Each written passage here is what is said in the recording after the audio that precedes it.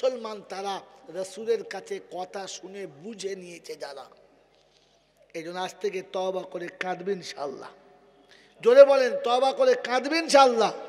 বলেন, কার কাছে তওবা করবেন? হাই সাহেবের কাছে। কার কাছে করবেন? মোল সাহেবের কাছে। কার কাছে করবেন? হুজুর সাহেবের কাছে না। আজ শুনিয়ে দিচ্ছি তওবা করার জায়গাটা। সব থেকে ভালো তওবা আর সব থেকে জীবনের গুনাহ একসঙ্গে মাফ করার তওবা। আল্লাহ নবী বললেন, ইজা মাতা ইবনে আদম ইনকাতা আমালাহু ইল্লা মিন সালাসা। ও আদমের বাচ্চা, পৃথিবী থেকে চলে যাওয়ার আগে তিনটে কাজ করে যাও। কটা কাজ? এ আব্বা, কটা কাজ? এক নম্বর কাজ হলো সাদকায়ে জারিয়া করে যাও। তুমি মরে গেলে ছেলে দেবে ভুলে যাও, তুমি মরে গেলে জামাই দেবে ভুলে যাও, তুমি মরে গেলে তোমার জন্য কেউ দান করবে ভুলে যাও। মরার আগে তুমি সাদকায়ে জারিয়া করে যাও। আর দুই নম্বর হলো ভালো এলেম শিখে যাও, শিখিয়ে যাও। তুমি কোরআন শিখে যাও, লোককে কোরআন শিখিয়ে যাও। তুমি কবরে চলে যাবে, ওরা কোরআন পড়বে, তুমি সওয়াব পাবে। আর তৃতীয় নম্বর হলো, আমি নবী বলে যাচ্ছি উম্মতকে, মরার আগে যোগ্য ছেলে রেখে যাবে। ছেলে দোয়া করলে বাপের কাজ হবে। কে দোয়া করলে? জোরে বলেন। ছেলে। কতটা কাজ হবে এটা বলার জন্য আমি দাঁড়িয়ে আছি। আমার আল্লাহওয়ালা ভাইয়েরা, আজ সুযোগ এসেছে আপনাদের কলিঙ্গা গ্রামে মাদ্রাসায়ে নূর, ছোট্ট বড় মাদ্রাসা, আল্লাহ পাক একদিন কবুল করবে। গোটা বাংলার জন্য এটা একটা নক্ষত্র হবে। আর এখান থেকে ইলমে দ্বীনের চশমা শুরু হবে, নহর জারি হবে। এই আব্বা দাদারা, যে ছেলে কটা এই মাদ্রাসায় পড়ে, 4টে কিংবা 5টা, এই 5টা বাচ্চা এতটুকু তৈরি হয়েছে যে বাপ মরে গেলে গোসল দিতে পারবে। যে ছেলে বাপ মরে গেলে বাপের গোসল দিতে পারে না, ও ছেলেকে ছেলে বলে না। ওরাম ছেলে রেখে যাবার থেকে 2-4টে ছাগল রেখে গেলে লাভ আছে। সব থেকে কপাল পোড়া বাপ হলো তারা, জন্ম দেওয়ার পরে ছেলেদেরকে কোরআন শিখিয়ে গেল না যারা। আজ ওদিকে যাওয়ার সময় নেই, একটু শুনিয়ে দিচ্ছি, খালি শুনে নেন, মনে করে নিন। পিতা মারা যাবে, আব্বা মারা যাবে, দেশের লোকের কাছে খবর হবে আমার বাপের গোসল দিতে হবে। কে দেবে? হাই সাহেবকে ডেকে নিয়ে এসো। কারণ হাই সাহেব কি তোর বাপের গোসল দেওয়ার জিম্মেদারি নিয়েছে? না হাই সাহেবের ঘাড়ে একবার খাঁড়া রাখা আছে যে হাই সাহেব গোসল দিতে হবে? সারা জীবন খেলো তোর সঙ্গে, শুলো তোর সঙ্গে, থাকলো তোর সঙ্গে, গোসল উনি দেবে কেন? এই জন্য নিয়ত করেন, আমার আব্বা মরে গেলে আমি গোসল দেবো। আর মায়েদের বলছি, নিয়ত করেন আমার মা মরে গেলে আমি গোসল দেবো। আল্লাহ নবী শোনাচ্ছেন সন্তানকে দিয়ে গোসল দেওয়াও। বাপের শরীরটা বেটা যখন হাত দিয়ে ধুইবে, সাবান দিয়ে বাপের শরীর পরিষ্কার করাবে, বাপের দেহের ময়লাগুলো যখন বেটার হাতে পরিষ্কার হবে, বাপকে যখন নরম কাপড়ে মুছে কোলে নেবে, পাষণ্ড বেটার চোখটা নরম হবে, চোখের কোণে পানি আসবে। গোসলের পরে পিতাকে শুইয়ে রেখে কাফনের কাপড় নিজে কাটবেন। হাজি সাহেবকে দিয়ে কাটাবেন না, মোল সাহেব দিয়ে কাটাবেন না। মোল সাহেবের কাফন কাটলে কি তোর বাপের জান্নাত আল্লাহ এমনি দিয়ে দেবে? না ফেরেশতা কাটলে তোর বাপের জান্নাত দিয়ে দেবে? না। এই জন্য কাফনের কাপড় নিজে কাটবেন। দোকান থেকে কাপড় কিনে আনবেন, বাড়িতে এসে কাফনের কাপড়টা নিজে কাটবেন। যখন বাপের গায়ের জামা বেটা নিজে কাটবে, তো কাফন কাটতে কাটতে একটা সময় মনে হবে, আব্বা আমার জামা তুমি অনেক বানিয়ে দিয়েছো দর্জির হাতে, তোমার জামা আমি বানিয়ে দিচ্ছি আমার হাতে। তো অটোমেটিক চোখটা নরম হবে, মনটা নরম হবে কাফন দেখে। মোহাব্বত ভরা দিল থাকলে বাপের কাফনের উপরে বেটার চোখের পানিটা কখন পড়বে বেটাই বুঝতে পারবে না। রব্বে জুল জালাল বলে ফেরেশতারা, যার কাফনে বেটার চোখের পানি আছে, যার গোসলে বেটার চোখের পানি আছে, ওকে কবরে আযাব দিতে আমার এবারে লজ্জা পাচ্ছে। গোসল হয়ে গেছে, কাফন পরিয়ে দিয়েছেন, জানাজা পড়তে হবে। মুসলমানের ছেলে, জানাজার পরে বাপের কবরে আপনি একা নামবেন, বাপকে সন্তানের মতো কোলে নেবেন, কবরের ভিতরে একবার হাত বুলাবেন, প্রয়োজন হলে একবার আগে শুয়ে দেখে নেবেন। আপনি নিজে শুয়ে দেখে নেবেন। জীবনে কোনোদিন কারো কবরে শুয়ে দেখেছেন?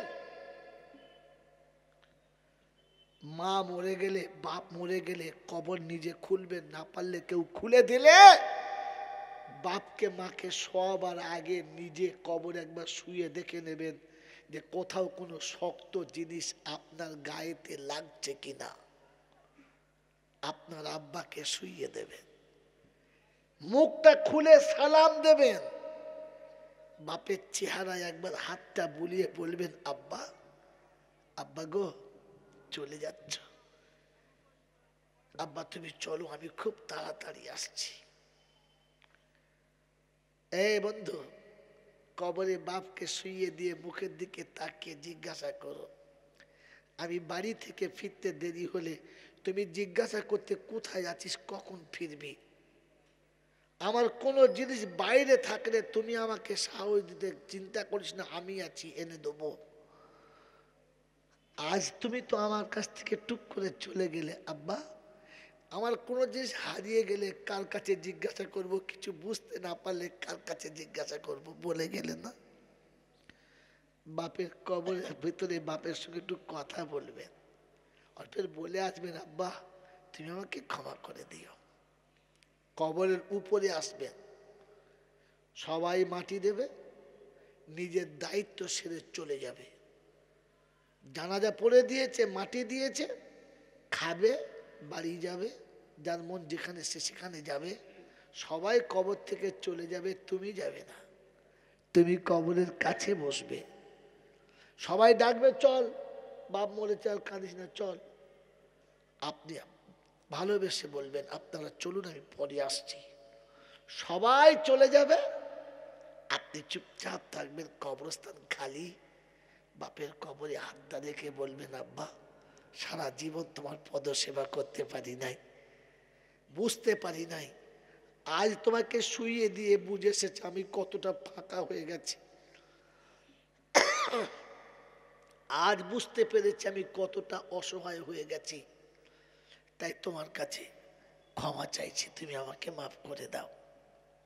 এরপরে, ঠিক এরপরে আল্লাহর কাছে দুটো হাত তুলবেন। মুসলমানের ছেলে, বাবাজিরা,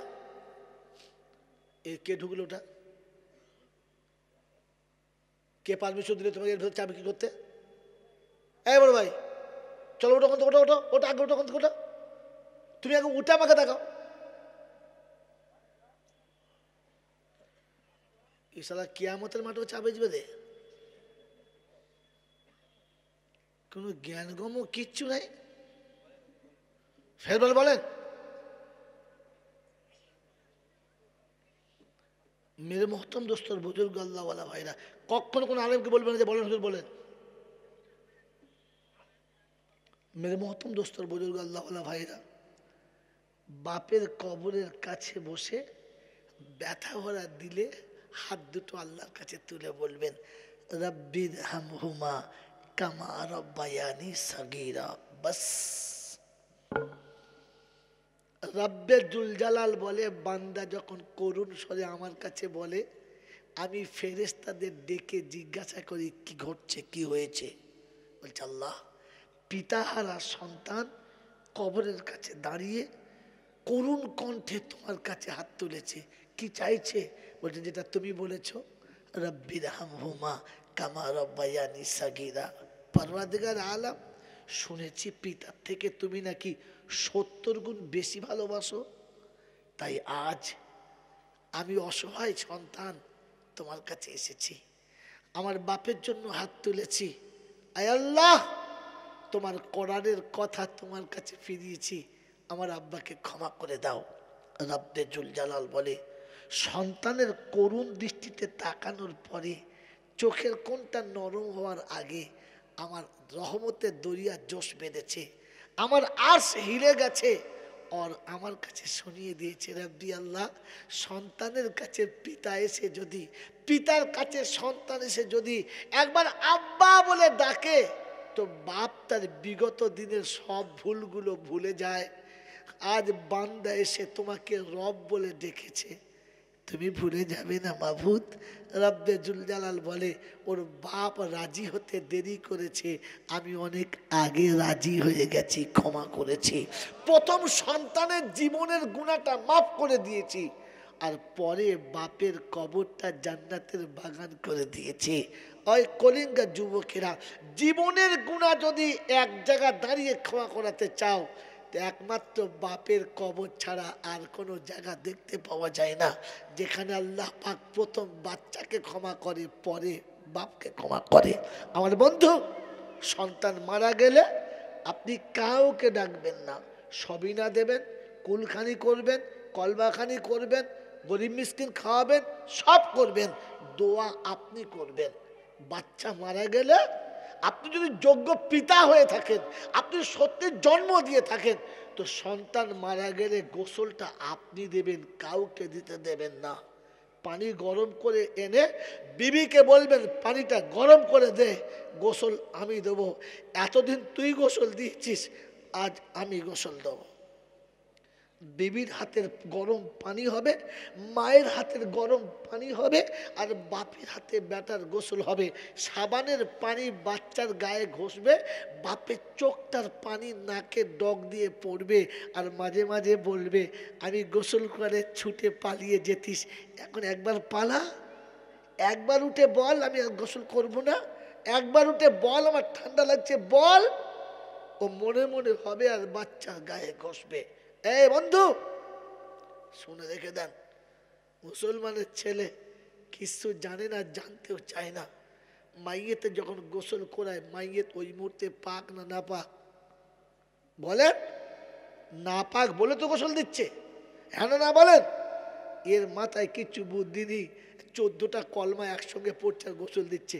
গোসল দেওয়ার সময় কলমা পড়তে হবে, কোথায় শিখেছ? কে তোমাকে বলেছে?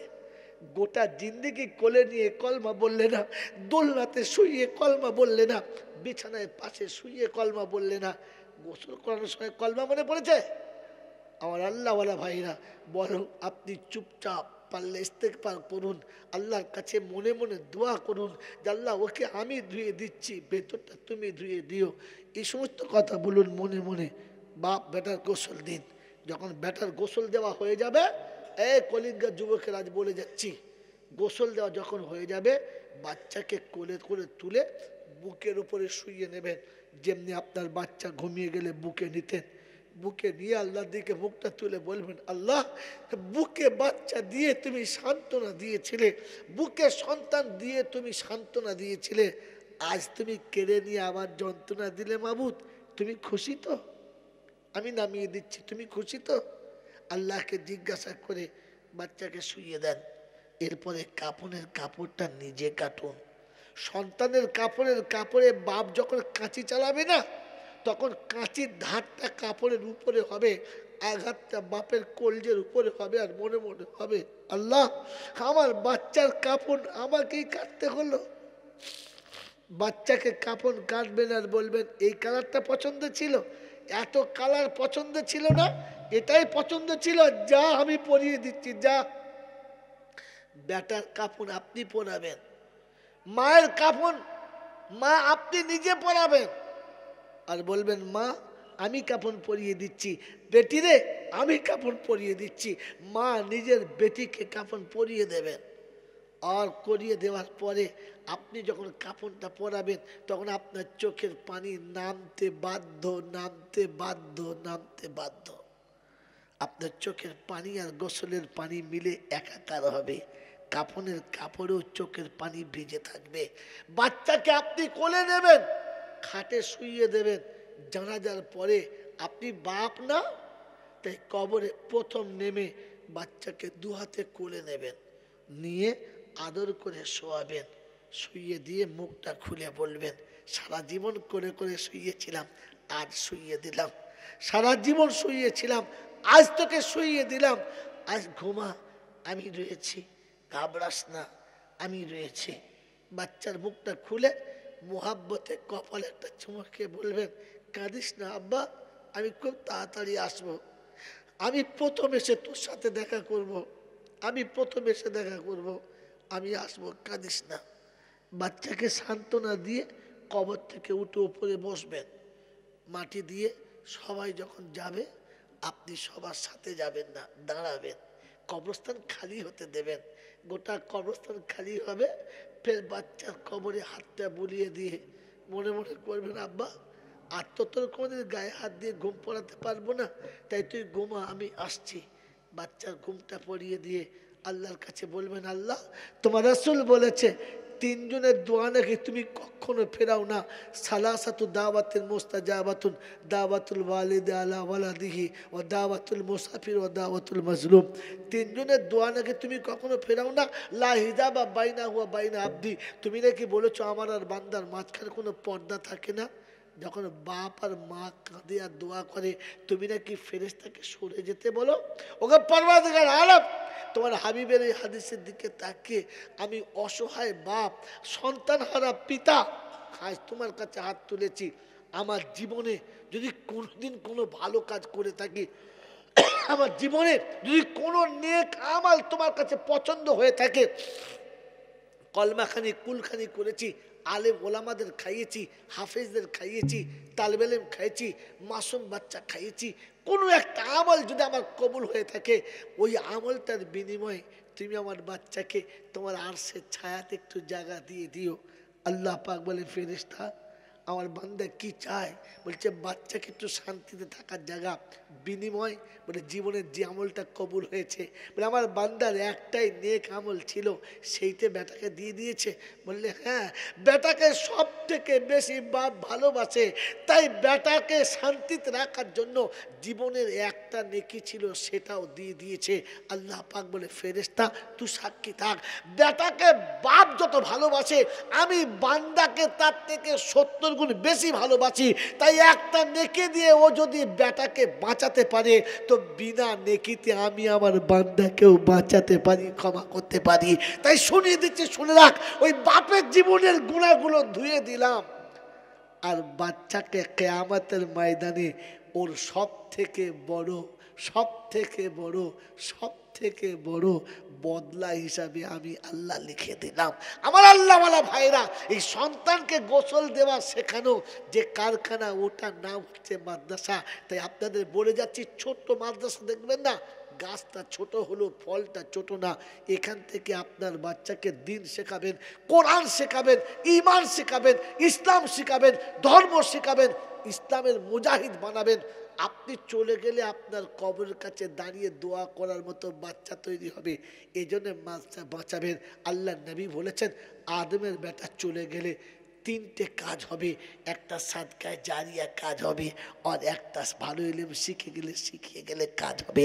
তাই প্রত্যেকটি ভাইয়ের কাছে প্রথম বলবো, মায়ের কাছে আপনার সন্তানকে মক্তবে পাঠাবেন, মাদ্রাসায় পাঠাবেন, ওখান থেকে কোরআন শেখাবেন। বাচ্চা কোরআন শিখে বেঁচে যাবে, আর আপনি কোরআন শিখিয়ে বেঁচে যাবেন। অনুরোধ করে বলে যাচ্ছি, এই প্রতিষ্ঠানকে আমি আপনি আমার আপনার রক্তের শেষ বিন্দু দিয়ে বাঁচানোর চেষ্টা করবে ইনশাআল্লাহ, বাঁচাবো করবে ইনশাআল্লাহ আমার আল্লাহ মানে ভাইরা।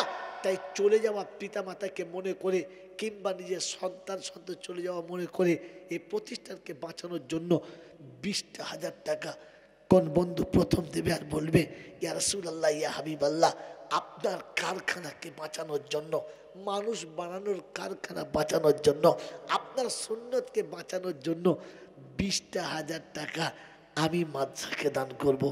এমন একজন বন্ধু হাত তোলেন। কোরআন আপনার জন্য শুনিয়েছে, আল আউয়ালু ফাল আউয়াল, প্রথম যে হাত তুলবে আমি আল্লাহ তার জন্য জান্নাতের ওয়াদা করছি। আল্লাহ পাকের ওয়াদা কখনো মিস্টেক যায় না। বাড়ি তালা দোয়া করি 2 বন্ধু তরেতে, আর জোর মানিকের মতো রেখো আমার নবীর দুই পাশেতে। আল্লাহুম্মা আমিন বলেন। পৃথিবীতে বাড়ি তালা রবি যতদিন, আর হয় না জানো কোনো কাজে কোনো দিন ঋণ। হালাল রুজিতে খোদা বরকত দিও তার, ইজ্জত সম্মান দিও তুমি বেসুমার। আল্লাহওয়ালা সন্তান দিও তাদের ঘরেতে, জান্নাতি রমণী দিও তাদের বিছানাতে। চলে গেছে পিতা মাতা কবরেতে যারা, আর জান্নাতের বিছানা খোদা পাই যেন গো তারা। যোগ্য বাপের বেটা খোদা ছিল এখানেতে, ছিল কি না ছিল খোদা বোঝা গেল যে দানেতে। আমি বাড়ি দোয়া করি বড় গুনহেগার, কবরে হাসরে তাদের করে দিও পার। নেকির পাল্লা ভারী করো রোজ কিয়ামতে, আর আমল নামা দিও খোদা সেদিনে ডান হাতে। পৃথিবীর জমিনে যত সুখ দিও তার, পুলসিরাত বিদ্যুৎ গতি করে দিও পার। আমিন ও আমিন খোদা, আমিন ও আমিন। মোদের দোয়া কবুল করো রব্বুল আলামিন। সকলে বলে আল্লাহুম্মা আমিন। নারায়ে তাকবীর।